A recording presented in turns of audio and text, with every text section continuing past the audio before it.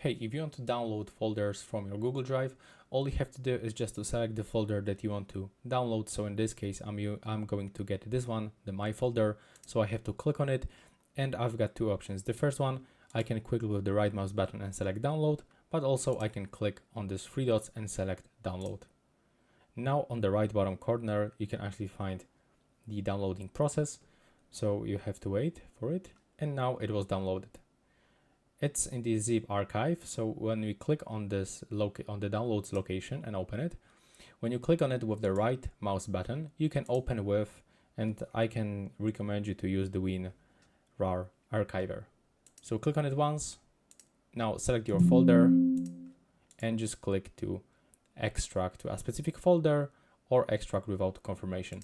And after this, you will be able actually to find your folder in this place. And that's all right now. Please subscribe to my channel and see you in the next one.